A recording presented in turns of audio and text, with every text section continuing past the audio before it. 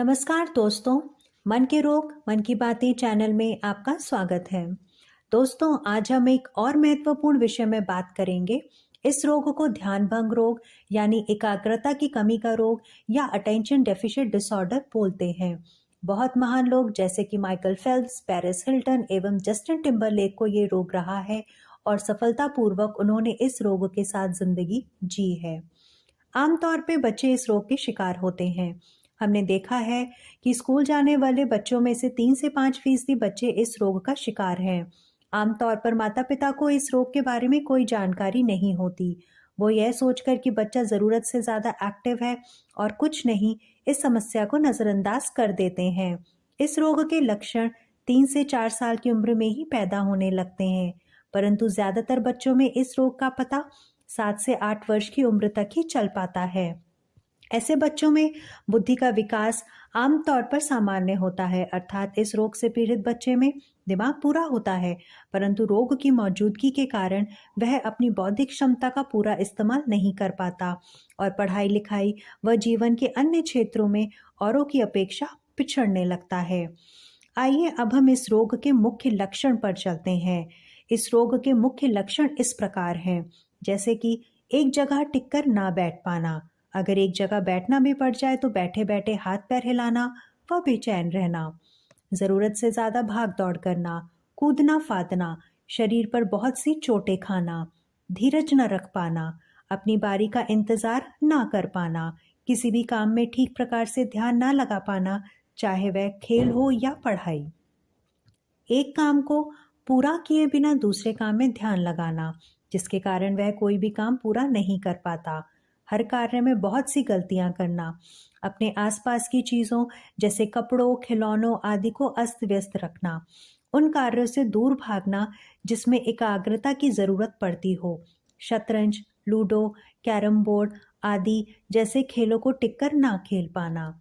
Class में पढ़ाई पर ध्यान न देकर इधर उधर की घटनाओं की ओर आकर्षित होना व दूसरों बच्चों के साथ छेड़छाड़ करना। स्कूल में अपनी चीज़ें जैसे कॉपी, पेंसिल, बैग आदि भूल आना। दूसरों का कहा अनसुना कर देना। कमज़ोर याददाश्त, ज़रूरत से ज़्यादा बोलना इस रोग के अन्य लक्षण हैं। ज़रूरी नहीं जो भी लक्षण हमने यहाँ दर्शाए हैं वह सारे लक्षण एक बच्चे में ही हों। इस रोग से ग्रस्त प्रत्येक बच्चे के लक्षण दूसरे से भिन्न हो सकते हैं। आइए अब हम समझते हैं इस रोग का क्या कारण है। इस बीमारी के बहुत से कारण बताए गए हैं, परंतु दिमाग के कुछ हिस्सों में रासायनिक पदार्थों जैसे डोपामीन आदि का असंतुलन इस रोग का मुख्य जैविक कारण है।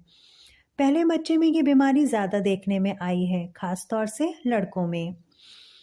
इस रोग का उपचार क्या है? आमतौर पर युवावस्था में जाकर बहुत से बच्चे इस रोग से मुक्त होने लगते हैं, परंतु तब तक इस समस्या के कारण पीड़ित बच्चे का विकास जीवन के बहुत से क्षेत्रों जैसे पढ़ाई लिखाई, सामाजिक क्रियाकलाप में रुक जाता है और उसका जीवन में नाकामयाब होने की संभावनाएं बढ़ जाती हैं। समय के रहते इस रोग का योग्य मनोचिकित्सक से इलाज करवाने पर इस समस्या से मुक्ति मिल सकती है, जैसे कि दवाओं के द्वारा। दिमाग के कुछ हिस्सों को उत्तेजित करने वाली खास दवाएं इस रोग की रोकथाम में कामयाब सिद्ध हुई हैं। इन दवाओं का निर्धारण मनोचिकित्सक पीड़ित बच्चे की अवस्था व अन्य परिस्थितियों को ध्यान में रखकर करता है। इस रोग को हम काउंसलिंग एवं बातचीत से भी ठीक कर सकते हैं, जिसमें मनोचिकित्सक माता पिता व दूसरे अभिभावकों की काउंसलिंग करता है। इसके जरिए माँ बाप को पीड़ित बच्चों से किस प्रकार का व्यवहार किया जाए सिखाया जाता है एवं बच्चे के वातावरण में आवश्यक बदलाव पैदा करता है। कृपया ध्यान दें, अगर आपका बच्चा ज़रूरत से ज़्यादा शरारती है और आपके कहे अनुसार नहीं चलता तो उसे मारने पीटने या डांटने की बजाय जल्द से जल्द मनोचिकित्सक के संपर्क में लाएं। तो दोस्तों, हम उम्मीद करते हैं कि आपको ये वीडियो अच्छा लगा होगा और इस समस्या के समाधान के लिए आप हमारे सेंटर में संपर्क करें। Doctor Divya Mangla, Mangla neuro psychiatric centre, opposite ESI hospital, Yamunanagar road, Jagadhri, Haryana. Phone number है 9671944530। और अगर आपको ज़्यादा जानकारी चाहिए तो हमारे चैनल को लाइक, शेयर और सब्सक्राइब करें। धन्यवाद।